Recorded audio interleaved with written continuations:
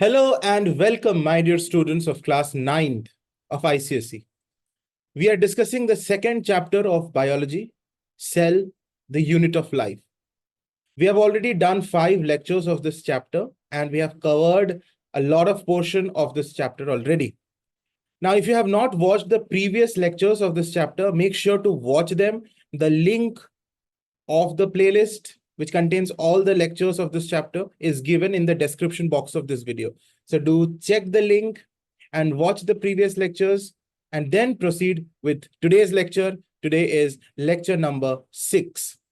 So we have to start from this topic today, the plant and animal cells. Basically, we are going to study the major differences in this topic, major differences between a plant cell and an animal cell. All right. So we have already studied a lot of differences. While I was teaching you the different cell organelles, we already have come across certain cell organelles which are present only in the plant cell, and also certain cell organelles which are only present in the animal cell, So you have certain idea. It's not a topic which is completely new. अगर previous lectures मेरा देखे हो तो तुम्हें already पता है 2-3 ऐसे cell organelles जो सिर्फ plant cell में present है और 2-3 ऐसे cell organelles जो सिर्फ animal cell में present है. इसके अलावा भी यहाँ कुछ नई चीजों को हम पढ़ेंगे in this topic. So let's continue. The basic structure is similar in all plants and animal cells. Both contain cell membrane, cytoplasm, nucleus, endoplasmic reticulum, Golgi bodies, mitochondria, and ribosomes. So you see they have named some parts of the cell, some cell organelles का नाम यहाँ दिया हुआ है, और ये सारे cell organelles जो यहाँ पे अभी मैंने पढ़ा, ये plant cell में भी है, animal cell में भी है. Okay. And one thing to be noted that this Golgi body, although we are calling it Golgi body, but in plant cells, specifically we call them dictyosomes. And this is something which I've already mentioned in my previous lectures. Dictyosomes. Okay. In the last lecture, that means lecture number 5 only, I have taught you that Golgi bodies in plant cells are known as dictyosomes. Basically cell membrane जानते हो, plant cell में भी होता है, animal cell में भी होता है, और ये सेल मेम्ब्रेन एनिमल सेल का आउटर मोस्ट मेम्ब्रेन होता है, लेकिन प्लांट सेल में ये सेकेंड मोस्ट मेम्ब्रेन है. मतलब कि प्लांट सेल में सेल मेम्ब्रेन के ऊपर भी एक मेम्ब्रेन है जिसको सेल वॉल बोलते हैं. Okay, we have done this earlier also. I am not telling you something new right now. फिर साइटोप्लाज्म, ये भी देखोगे प्लांट सेल एनिमल सेल दोनों में है, न्यूक्लियस भी दोनों में है, एंडोप्लाज्मिक रेटिकुलम भी दोनों में है, गोल्जी बॉडीज एनिमल सेल्स में जिसे डिक्टोसोम्स प्लांट सेल्स में बोलते हैं दोनों में है, माइटोकॉन्ड्रिया भी दोनों सेल्स में है, राइबोसोम्स भी दोनों सेल में. तो ये अगर तुमसे एग्जाम में पूछा जाए नेम 3 या 4 cell organelles which are present in both plant cell as well as animal cell, तो तुम आंसर कर पाओगे एकदम. यस, रट लो, इन वर्ड्स को रट लो and also learn the spellings. Okay, these are little big terms and you have to learn the spellings also. Spellings matter. फिर क्या लिखा हुआ पढ़ते हैं? However, there are some important differences between the two. Okay, and those differences now we are going to study. यहाँ पे diagram देख लो. Biology में बहुत इंपॉर्टेंट होता है डायग्राम्स, वेरी इंपॉर्टेंट. अब यहाँ पर figure a generalized animal cell है. एनिमल सेल का डायग्राम पहले भी पढ़े हो. यहाँ प्लांट सेल का एक डायग्राम है. तो ये डायग्राम्स नया नहीं है, you have seen it earlier also. एक बार फिर से सारे सेल ऑर्गेनल्स को ठीक से देख लो. Vacuole actually non living component होता है सेल का, इसलिए इसे हम सेल ऑर्गेनल नहीं बोलेंगे but a part of cell बोलेंगे. इसे सेल इंक्लूजन बोलते हैं. ये वर्ड भी हमने पहले यूज किया हुआ है. सेल इंक्लूजन का मतलब होता है वो वैसे पार्ट्स सेल का जो नॉन लिविंग हो, और लिविंग जो होते हैं उनको हम सेल ऑर्गेनल्स बोलते हैं. सेल ऑर्गेनल्स बोलते हैं, ऑर्गेनल्स, ELLES. तो सेल इंक्लूजन और सेल ऑर्गेनल्स दोनों ही सेल के पार्ट है. वैक्यूल यहाँ पे देखो, एनिमल सेल में छोटा सा वैक्यूल है, लेकिन प्लांट सेल का वैक्यूल्स देखो काफी बड़ा बड़ा है. इसके अलावा सेंट्रियोल्स है, nuclear membrane, nucleus, nucleolus, cytoplasm, mitochondria. देखो माइटोकॉन्ड्रिया का सिंगुलर होता है माइटोकॉन्ड्रियन, इसलिए यहाँ माइटोकॉन्ड्रियन लिखा गया है क्योंकि एक ही माइटोकॉन्ड्रियन को शो किया गया है. एक से ज्यादा होगा तो माइटोकॉन्ड्रिया बोलेंगे. फिर एंडोप्लाज्मिक रेटिकुलम है, राइबोसोम्स है. देखो एंडोप्लाज्मिक रेटिकुलम के ऊपर छोटे छोटे छोटे ग्रैन्यूल्स दिख रहा है, ये राइबोसोम्स है. और इस तरह के एंडोप्लाज्मिक रेटिकुलम को रफ एंडोप्लाज्मिक रेटिकुलम बोलते हैं. Alright, we have done all this things. Plasma membrane, plasma membrane का मतलब cell membrane. The other name of cell membrane is plasma membrane. यहाँ गोल्जी बॉडी भी तुम्हें दिख रहा है. No confusion, very simple. Coming to this plant cell, here also you have a cytoplasm, here you have a plasma membrane, that means the cell membrane. And if you see, there is a cell wall also. This cell wall is present only in a plant cell. और तुम्हें यहाँ clearly figure में दिख रहा है कि plasma membrane outermost membrane नहीं है plant cell का. Plasma membrane तुम्हारा in second most membrane है, और cell wall है सबसे बड़ा, सबसे outermost membrane. Okay, सबसे outermost membrane. यहाँ पे देखो पिट्स है, छोटे छोटे, यहाँ पे कंटिन्यूटी ब्रेक हुआ है, इसे पिट्स बोलते हैं. And here you have starch granules, endoplasmic reticulum, nucleus, nucleolus, nucleus के अंदर न्यूक्लियोलस है, ये न्यूक्लियर मेम्ब्रेन है. ओके, इधर भी न्यूक्लियर मेम्ब्रेन था. Mitochondrion, chloroplast. हाँ, ये क्लोरोप्लास्ट भी एक ऐसा सेल ऑर्गेनल है, बेसिकली ये प्लास्टिड्स होता है. Chloroplast is one of the types of plastids and they are specifically present only in the plant cell. Okay, nothing new. You can see a picture of a bacteria given. This is a bacterial cell. And bacteria का तुम्हें याद होगा, मैंने बताया था कि bacteria जो होता है वो प्रोकैरियोटिक होता है, प्रोकैरियोटिक होता है. और यहाँ पर जो हमने एक प्लांट सेल और एक एनिमल सेल को पढ़ा अभी डायग्राम में, ये दोनों सेल यूकैरियोटिक है. EUKARYOTIC. यूकैरियोटिक मतलब इसका एक ट्रू न्यूक्लियस होता है, क्योंकि इसमें न्यूक्लियर मेम्ब्रेन होता है. यूकैरियोटिक सेल्स में एक प्रॉपर वेल डिफाइंड न्यूक्लियस रहता है. Okay, because there is a nuclear membrane surrounding this nucleus. Similarly, here also you can see a nuclear membrane is present around the nucleus, which actually gives a proper shape to the nucleus because of this nuclear membrane. So these cells are known as eukaryotic cell. On the other hand, if you see this bacteria, this is a bacterial cell. Bacteria is a unicellular organism. This is one single cell organism. So ये cell में देखो कोई तुम्हें यहाँ पर nuclear membrane नहीं दिख रहा है. Can you see any nuclear membrane? No. So this is a prokaryotic cell. यहाँ पे तुम्हें सेल मेम्ब्रेन दिख रहा है, ग्लाइकोजन के ग्रैन्यूल्स है, साइटोप्लाज्म है, मीजोजोम है. ये मीजोजोम के बारे में अभी हमने पढ़ा नहीं है, बट नाम इसका देख लो. Mesosome is also a kind of cell organelle present in bacteria cell. यहाँ पे कैप्सूल है, प्लास्टिड्स है. Okay, flagella. यहाँ पे हर बैक्टीरिया का फ्लैजेला नहीं होता है, but most of the bacteria have flagella. Okay, with this they actually move, means the locomote. ये फ्लैजेला का यही काम रहता है. ठीक है, अब नीचे आगे चलते हैं. यहाँ पर इस टेबल में तुम्हें बहुत अच्छे से सारे डिफरेंसेस तुम्हें दिख रहा है, प्लांट सेल का और एनिमल सेल का difference. And it is very important for your exam. This is very important for your exam. तो let us now study the important differences between plant cell and animal cell. Structural differences पहले पढ़ेंगे, फिर quantitative differences पढ़ेंगे. Structural difference को देखो. Cell wall. Cell wall plant cell में होता है. A definite cell wall is present which is made up of cellulose. On the other side animal cell के पास कोई सेल वॉल नहीं है, no cell wall. Centrosome is not present in plant cells. Centrosome is present in animal cells. Vacuoles. Plant cell के vacuoles काफी बड़े होते हैं और एक से ज्यादा होते हैं. Vacuoles are prominent, one or more, and they're concerned with excretion or secretion. And animal cells में vacuoles generally अगर होते भी हैं तो बहुत छोटे और एक बहुत कम नंबर के होते हैं. लेकिन vacuoles in plant cells उसका संख्या भी ज्यादा है. So vacuoles if any are small and temporary. Temporary existence है. कई बार plant cells में होता ही नहीं. Vacuole is not present at all.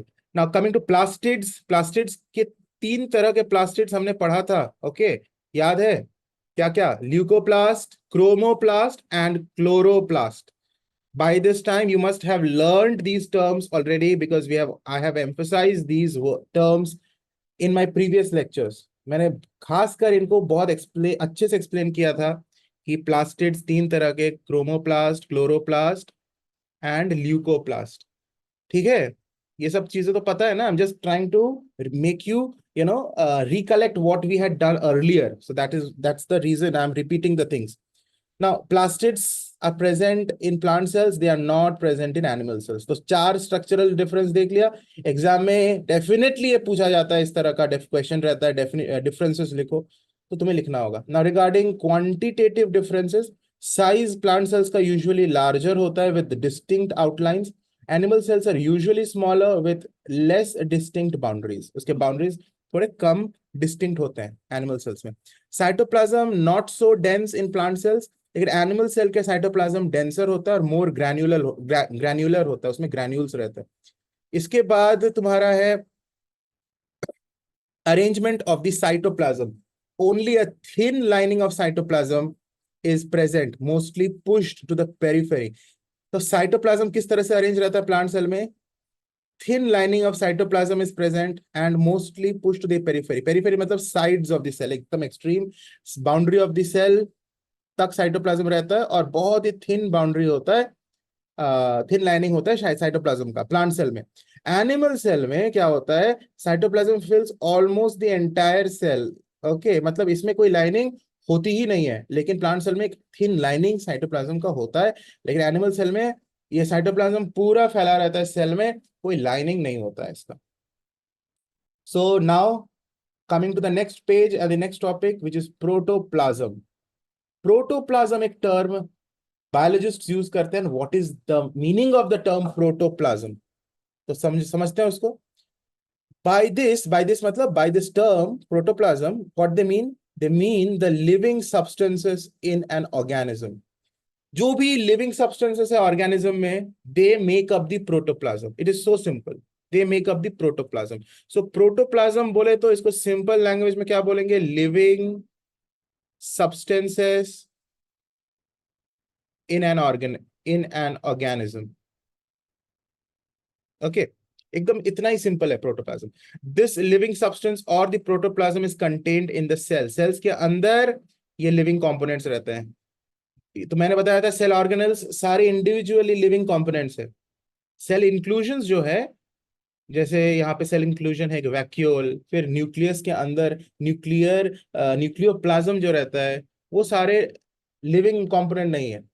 तो लिविंग कंपोनेंट जो है सेल के अंदर, उसे हम प्रोटोप्लाज्म कहते हैं. तो protoplasm has been described as a translucent fluid, somewhat colourless, greyish और brownish.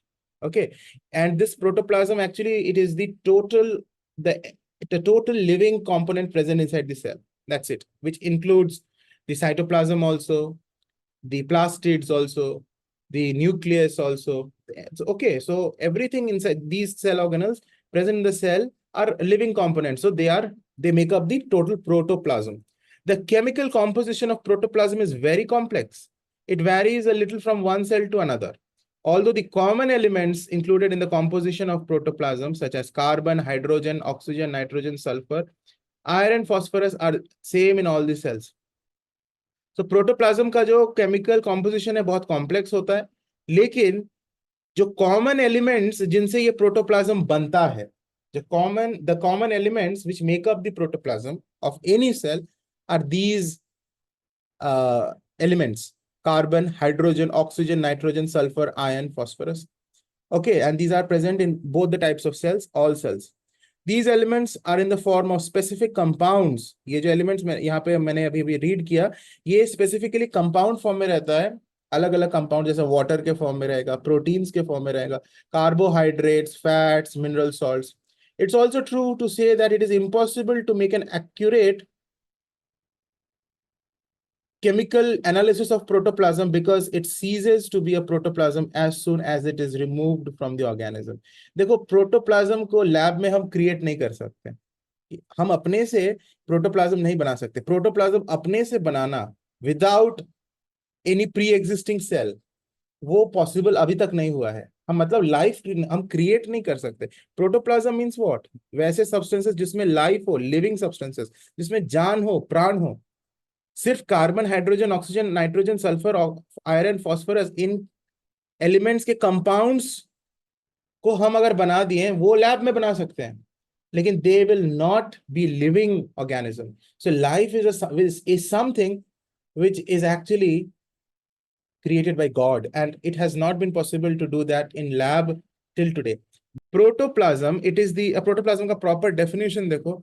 Protoplasm, it is the living matter, okay, life हो, the total substance of a living cell का total substance, that is the cytoplasm and the nucleus, Cytoplasm includes all the cell organelles, okay, and the nucleus. So they make up the protoplasm.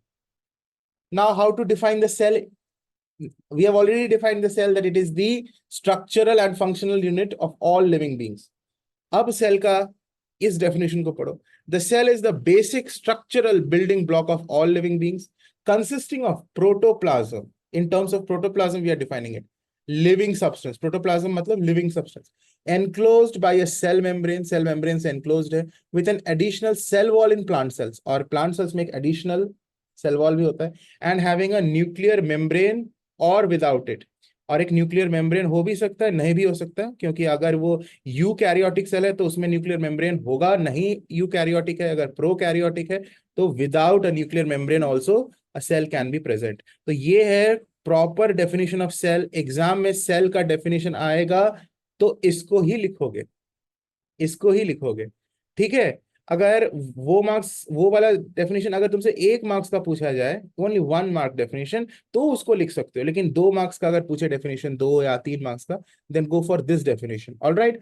अगर 1 marks का पूछ रहा है तो simply लिख सकते हो, cell is defined as the basic fundamental and structural unit of all living organisms. ठीक है.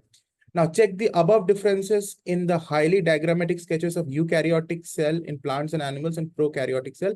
Figure 2.9. Where is that figure 2.9? 2.2 है.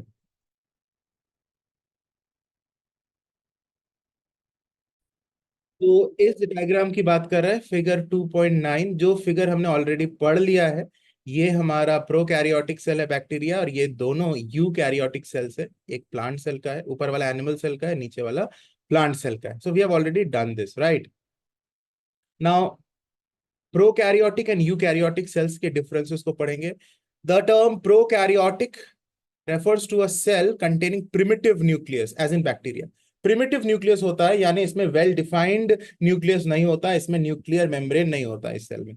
यूकैरियोटिक, स्पेलिंग देख लेना, EUKARYOTIC. यूकैरियोटिक, यू मतलब ट्रू या कंप्लीट, कैरी ऑन मतलब nucleus. It means cells with perfectly formed nucleus. They have a proper double-walled nuclear membrane, okay, and it is in all plants and animals, this kind of cell. Not hard, very simple.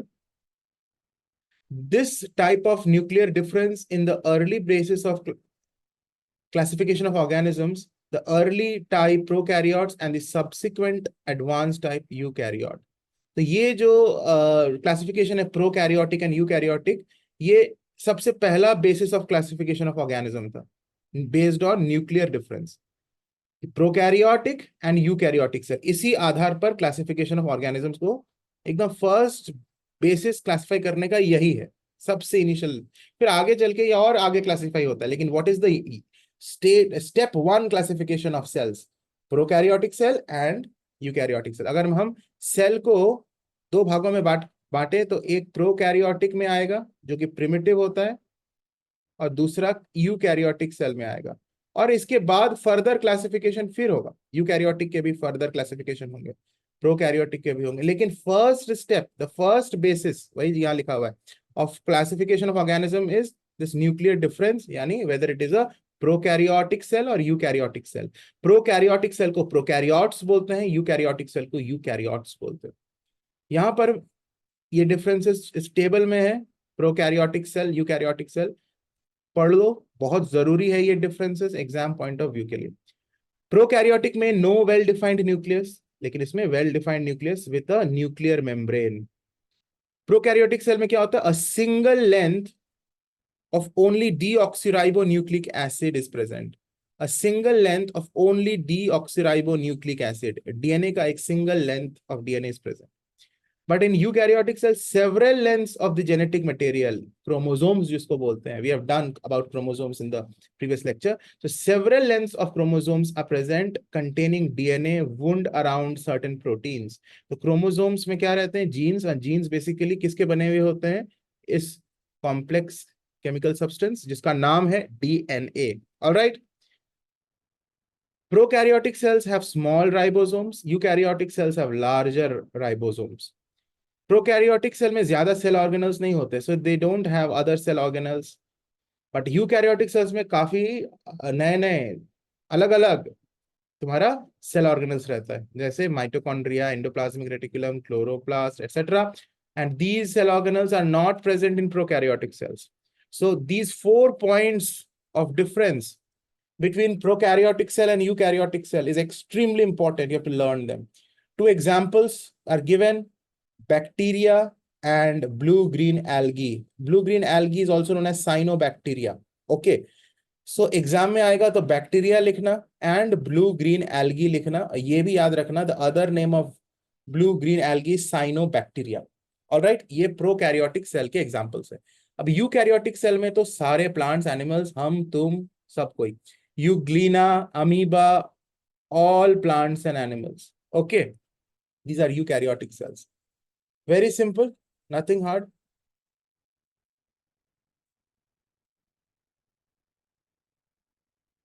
Now, every activity of a living organism is the outcome of cellular activity. Understand what is the meaning of this sentence.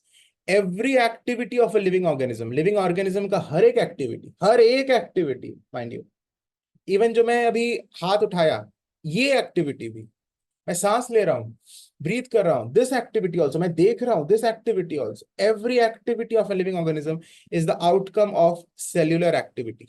हमारे body के cell का, individual cell का activity का ये total outcome होता है, इसको समझते हैं।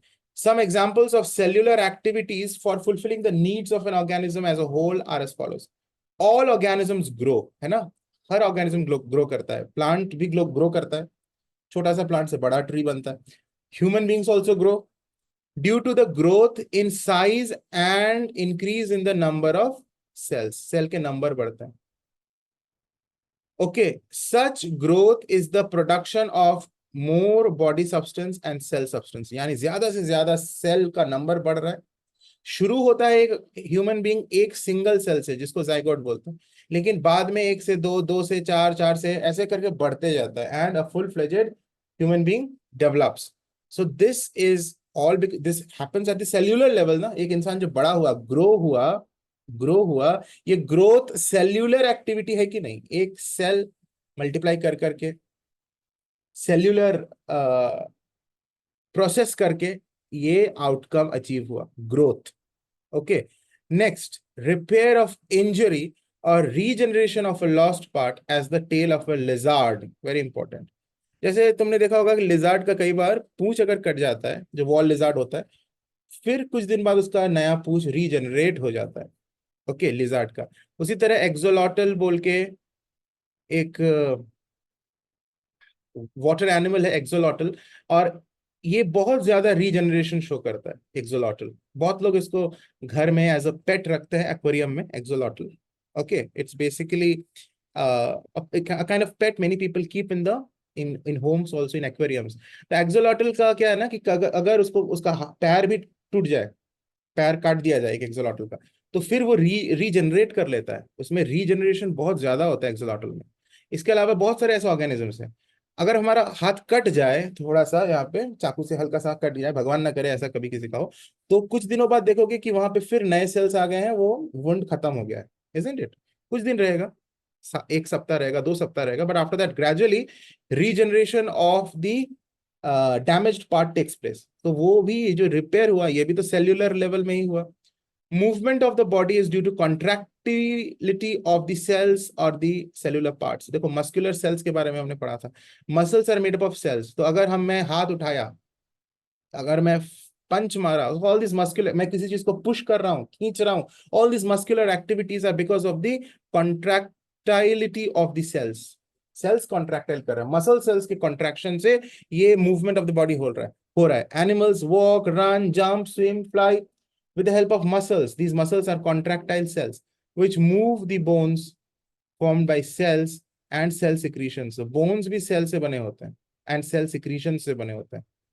Even the flow of blood in the blood vessels and the passage of food in the gut are a result of muscle cell contraction. Muscle का cell contract करता है तो blood भी flow कर रहा है वेसल्स में, खाना भी इसोफेगस से नीचे जा रहा है और उसके आगे फिर इंटेस्टाइन में भी जा रहा है। So all these are because of muscle contractions.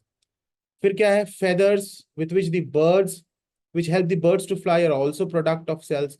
The drooping of leaves of the sensitive plant, sensitive plants सुने हो ना, जिसको छूने से लीफ बंद हो जाता है, ओके, टच मी नॉट वाला जो प्लांट होता है, तो वो जो लीफ ड्रूप हो गया, जैसे मैं उसको टच किया तो लीफ ड्रूपिंग हो गया on touching, and their subsequent recovery, फिर कुछ देर बाद देखोगे फिर खुल जाता है पत्ता, to stand out is due to the activity of the cells at the base of the leaves. Leaves के बेस में सेल्स रहते हैं, उन सेल्स का ही फंक्शन रहता है कि वो लीफ को बंद कर देता है, okay, when they can sense the touch and they closes the leaf. It is the activity of the cell, okay, on a cellular level this actually happens, and then overall outcome is that the leaf closes or reopens. In plants, the bending movement of roots towards water, gravity, or movement of stems toward light or away from gravity are due to the activity of the cells. मतलब सारे cellular level पे ही होता है activity. Roots देखोगे जहां पानी है उधर जाके बेंड कर जाता है. मान लो कि एक प्लांट तुमने उगाया मिट्टी में, यहाँ पर तुमने एक प्लांट उगाया, प्लांट तो बड़ा हो रहा है, लेकिन जैसे जैसे बड़ा हो रहा है तुम पानी इधर नहीं डाल रहे हो, इधर वाटर डाल रहे हो, वाटर, तो देखोगे इसके रूट्स जहां पे पानी है उधर चले जाएगा, the roots will go towards the water, so because the plants need water, isn't it. और सेम चीज तुम अगर एक विंडो यहाँ पे है और तुम एक किसी कॉर्नर पर पॉट लगा के कोई फूल का पौधा लगाए हो, gradually you will see that this flower will bend towards the light, जहां पे लाइट है उधर की तरफ बेंड कर रहा है, बिकॉज ये उसको चाहिए, लाइट चाहिए, पानी चाहिए. So roots towards water or gravity and movements of stems towards light और away from gravity. स्टेम देखो ग्रेविटी के अगेंस्ट जाता है, ग्रेविटी तो नीचे खींच रहा है लेकिन स्टेम ऊपर की तरफ ग्रो करता है, और रूट्स का क्या होता है, टुवर्ड्स ग्रेविटी ग्रो करता है. So all of these things are cellular activities actually. These are due to the activities of the cells. The closing of stomata of leaves at night and the opening of petals in a flower, all due to the water content of the leaves of the cells. Feeding and nutrition has many steps, and each step is the result of cellular activity. The sensory cells on the tongue taste the food, and the muscle cells of the jaws and the tongue help in chewing and swallowing. Basically, यहीं से एक important question बन सकता है कि what cells on the tongue, you know, with which kind of cells on the tongue help us to taste the food. So ये लिखोगे कि sensory cells on the tongue taste the food, and muscle cells on the jaw and of the tongue helps in chewing and swallowing. ठीक है. Circulation of the blood, blood भी circulate हो रहा है, ये भी cellular activity है. Respiratory gases are transported, है ना, lungs से क्या होता है to other parts of the body. हमने जो ऑक्सीजन इनहेल किया वो ऑक्सीजन सारे पार्ट्स में ये ऑक्सीजन को ट्रांसफर करेगा, और वो ब्लड सेल्स के मदद से होगा. आरबीसी, रेड ब्लड सेल्स ही इस ऑक्सीजन को कैरी करेगा to different parts of the body. The body protects itself against germs and disease through cells known as white blood cells. देखो रेड ब्लड सेल्स का यूज हमने अभी भी पढ़ा कि ये ऑक्सीजन कैरियर होता है. लंग ने जो ऑक्सीजन को इनहेल किया, उस ऑक्सीजन को ये आरबीसी कैरी करेंगे to different parts of the body. White BC क्या होता है, ये हमारा इम्यून सिस्टम को बनाता है. डब्ल्यूबीसी, व्हाइट ब्लड सेल्स, क्या करता है, ये फाइट करता है against the disease causing germs. Okay, so the body protects itself from disease germs through certain cells known as white blood cells which devour the germs. devour मतलब खा लेता है, उसको निगल लेता है germs को, और which give out antibodies. कई बार सुना होगा ये वर्ड, अभी कोविड का वैक्सीन जब चला तो बहुत ये टर्म पॉपुलर हुआ था, antibodies. so which give out antibodies and antitoxins to kill them or to neutralize their effect. तो उन जर्म्स को किल करने के लिए ये डब्ल्यूबीसी एंटीबॉडीज बनाता भी है, एंटीटॉक्सिन्स बनाता है. पॉइंट नंबर 8 में आते हैं. We see, hear, smell, taste और feel the sensation of touch, pain, heat, cold through sensory cells. जितने भी सेंस ऑर्गन्स हैं उनमें ये सेंसरी सेल्स प्रेजेंट रहते हैं. हमारे स्किन में है सेंसरी सेल्स, हम टच को फील कर पाते हैं, पेन फील कर पाते हैं, हीट फील कर, हम गर्म चीज को छू देंगे तो हीट फील कर पाएंगे, ठंडा चीज को छुएंगे तो भी हम उसका कोल्डनेस को फील कर पाएंगे. एक्चुअली क्या होता है, ब्रेन ऑर्डर करता है मसल्स टू कॉन्ट्रैक्ट और a gland to secrete through its cells. तो ब्रेन डिफरेंट ग्लैंड्स को इंडिकेट करता है या फिर उसको डायरेक्शन देता है कि you secrete this kind of hormone.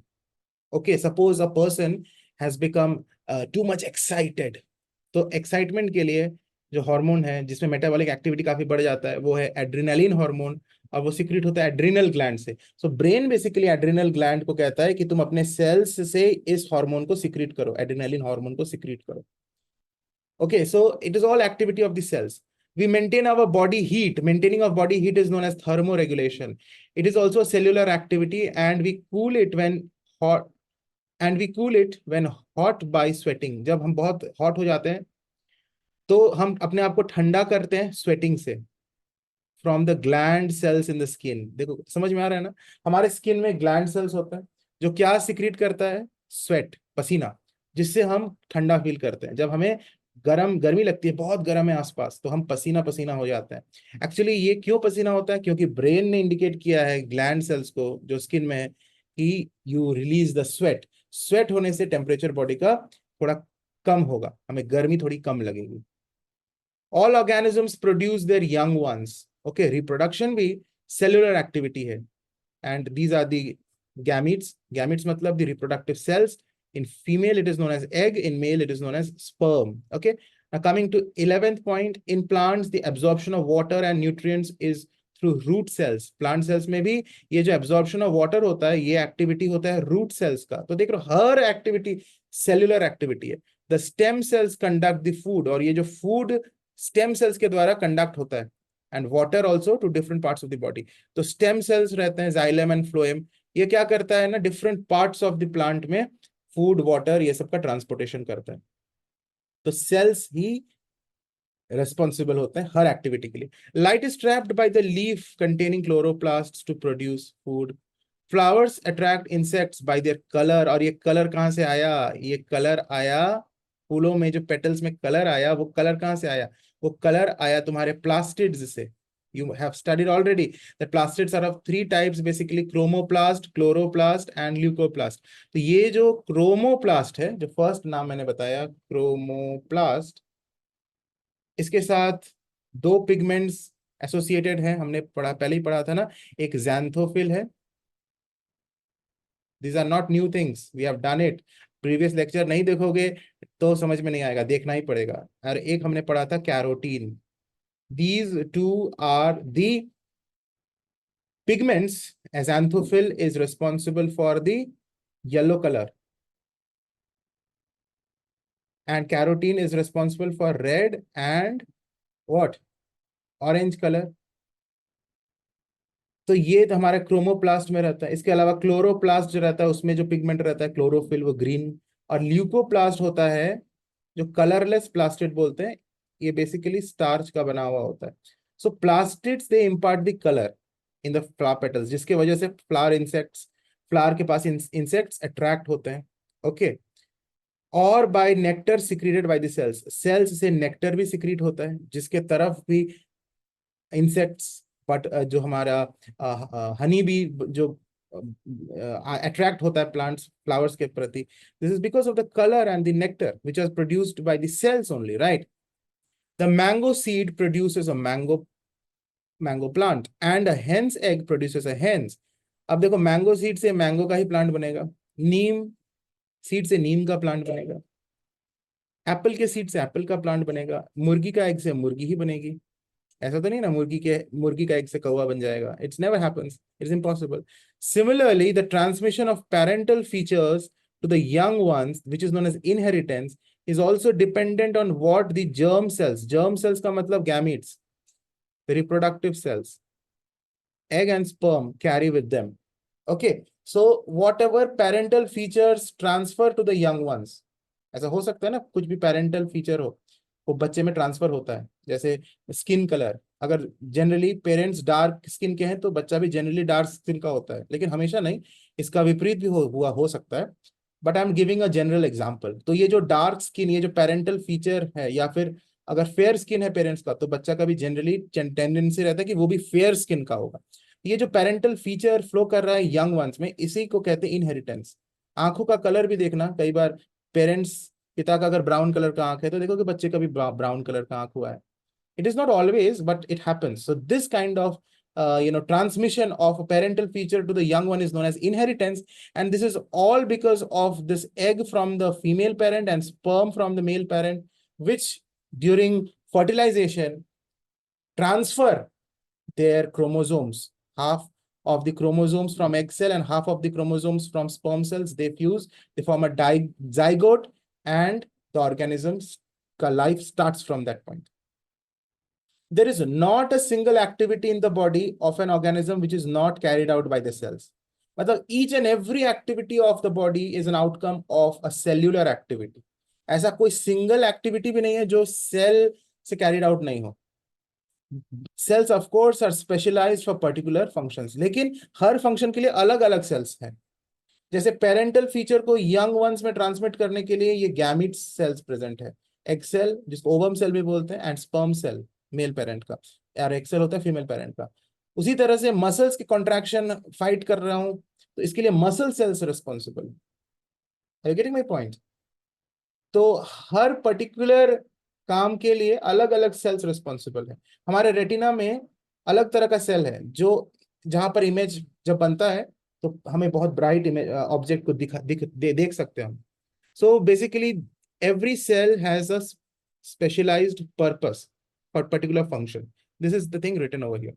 ये क्लियर है? अब नेक्स्ट ये जो छोटा सा एक बॉक्स है एक्स्ट्रा इंफॉर्मेशन, इसको पढ़ लेते हैं और फिर ये जो प्रोग्रेस चेक के क्वेश्चंस है, एक्सरसाइज के क्वेश्चंस है, इनको पूरी तरह से सॉल्व करके मैंने दे दिया है तुमको. इसी वीडियो के प्लेलिस्ट इसी वीडियो के डिस्क्रिप्शन बॉक्स में जाओ और नीचे देखो एक लिंक दिया हुआ है, solution of this chapter. You will find a PDF which will contain all the answers of this exercise, including the progress check. ये progress check के भी जितने भी progress check इस चैप्टर में है, उन सारे progress check का solution आंसर और इस एक्सरसाइज इन एक्सरसाइजेस का भी आंसर, सारे आंसर्स तुम्हें उस PDF में मिल जाएगा. और मैंने जो जो चीजें टोटल चैप्टर में पढ़ाया है उसी पर बेस्ड क्वेश्चन है. तो मुझे उम्मीद है कि तुम 90% क्वेश्चन तो अगर सही से सुने हो लेक्चर तो तुम 90% क्वेश्चन तुम बिना उस PDF का हेल्प के भी कर लोगे. और अगर कुछ ऐसे क्वेश्चन एक दो मिलते भी हैं 10% क्वेश्चन, तो फिर वो PDF तुम्हें बिल्कुल हेल्प करेगा. ठीक है? तो check that PDF also given in the description box of this video. Now let us read the extra information. Stem cells, a popular modern term. Stem cell is becoming very familiar in medical sciences. आजकल ये term बहुत ज़्यादा use हो रहा है, stem cells. Okay. What does it actually mean? Stem cell is an undifferentiated cell. यहाँ से एक question बन सकता है, इसको underline कर रहा है. Stem cell is an undifferentiated cell in the embryo or adult which can undergo unlimited divisions and can give rise to one or several different cell types. Very important definition of cell. Stem cell. Stem cell basically undifferentiated cell होता है. यानी ये cell unlimited division करके कोई भी organ को develop कर सकता है, कोई भी तरह का सेल का रूप ले सकता है. जैसे मैं अगर बोल रहा हूं मसल सेल, तो मसल सेल सिर्फ मसल बना सकता है. आई यू गेटिंग माय पॉइंट? उसी तरह से कोई दूसरा सेल है, मान लो हमारा बॉडी में रिप्रोडक्टिव सेल का ही अगर हम बात करें, sperm cell. So these are specific cells, these are differentiated cell. Muscle cell एक अलग सेल है, स्पर्म सेल एक अलग सेल है. These are differentiated cell. इन्हें हम स्पर्म सेल नहीं बोलेंगे, इन्हें हम स्टेम सेल नहीं बोलेंगे. स्टेम सेल किसको बोलेंगे? ये अनडिफरेंशिएटेड सेल है. यानी ये cell it can undergo unlimited divisions and can give rise to one or several different cell types. तो स्टेम सेल्स के भी क्लासिफिकेशन है. Embryonic stem cells, tissue specific stem cells, induced pluripotent stem cells, IPS cell उसको बोलते हैं.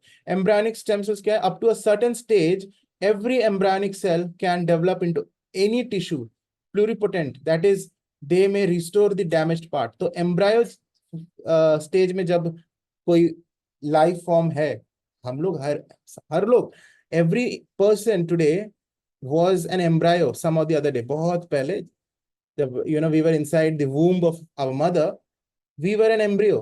Embryo कैसे बना? एक सिंगल सेल जाइगोट के मल्टीप्लिकेशन होते होते वो एम्ब्रायो बना, a group of सेल्स। लेकिन वो एम्ब्रायो जो बना उसमें उस ऑर्गेनिज्म का ना तो हाथ है, ना पैर है, ना आंख है। तो वहां पे जो सेल प्रेजेंट है, एम्ब्रायोनिक सेल, एम्ब्रायोनिक स्टेज में जो सेल प्रेजेंट है वो एम्ब्रायोनिक स्टेम सेल्स है। उसमें से नेक्स्ट धीरे धीरे ग्रेजुअली ये स्टेम सेल्स, कुछ स्टेम सेल्स हाथ बनेंगे, कुछ पैर बनेंगे, कुछ आंख बनेगा, कुछ नाक बनेगा। Okay, so this property of an embryonic cell to develop into any tissue is known as pluripotency. इस property को pluripotency बोलते हैं। Now, tissue specific stem cells, the embryonic cells reach a stage when they become destined to form a particular tissue. अब धीरे धीरे ये embryo बड़ा हो रहा है, ग्रो कर रहा है, और वो एक ऐसा स्टेज में पहुंचता है जहां पर वो डिस्टाइंड हो जाता है। डिस्टाइंड मतलब now it is it becomes it is finalized that what kind of tissue it will form. Destined matlab decided, it gets decided, okay, that it will form a particular kind of tissue, such as it will form a nerve tissue or a blood tissue, although yet not yet differentiated. सिर्फ destined होता है, differentiated अभी भी नहीं हुआ है। मतलब कि समझो इस चीज को कि जब एम्ब्रायोनिक स्टेज में है, जब सेल एम्ब्रायोनिक स्टेज में है, तब उसमें जो सेल है वो तो अनडिफरेंशिएटेड है, अनडिफरेंशिएटेड है, एंड साथ ही साथ अनडिस्टाइंड भी है। अनडिस्टाइंड भी, अनडिस्टाइंड मतलब ये भी डिसाइडेड नहीं है कि ये किस तरह का टिश्यू बनाएगा ये particular cell. So undifferentiated and undestined जब एम्ब्रायोनिक स्टेज में है।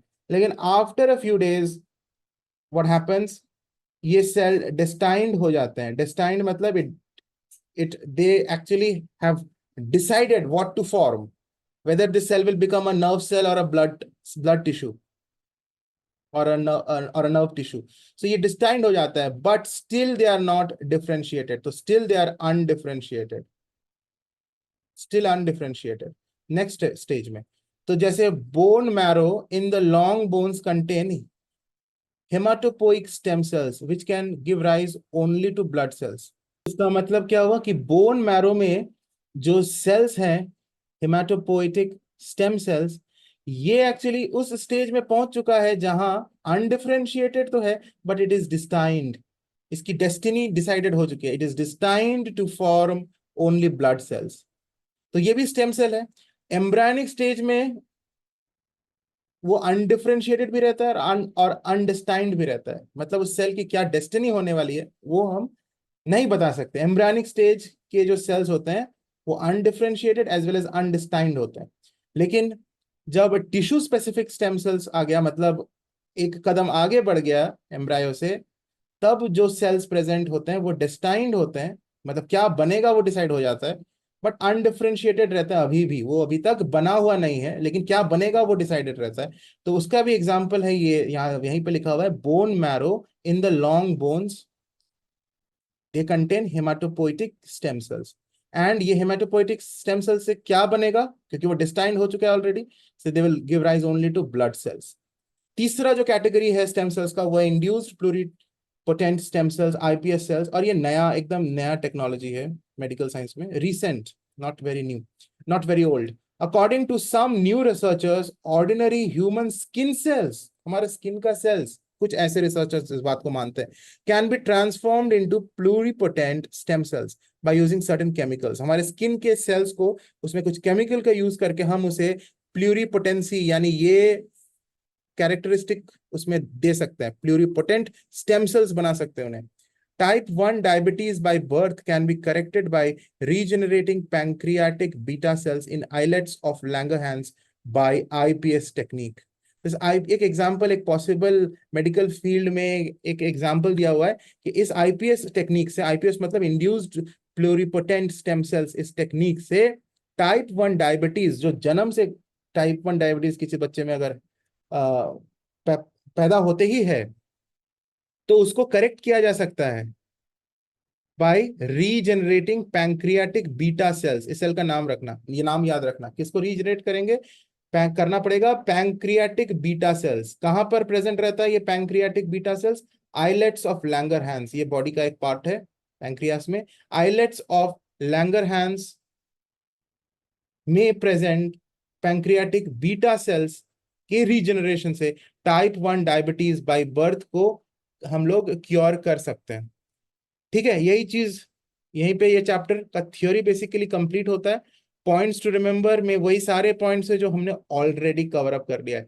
अब मैं फिर तुम लोगों को रिमाइंड करा देता हूँ कि ये सारे जो एक्सरसाइज के क्वेश्चंस हैं, इसका पूरा बेहतरीन solution in form of PDF तुम्हें मिल जाएगा, नीचे डिस्क्रिप्शन बॉक्स में लिंक है। साथ ही साथ जो इन टेक्स्ट क्वेश्चन है ना, जो बीच बीच में जो हमारा प्रोग्रेस चेक वाला क्वेश्चंस थे, इनका भी सोल्यूशन नीचे लिंक में मिल जाएगा। इसी तरह से हमने ये चैप्टर पूरा कंप्लीट किया बहुत ही अच्छे तरीके से। मुझे उम्मीद है तुम लोगों को बहुत अच्छे से समझ में आया। God bless you, take care and share this channel with your friends. God bless you.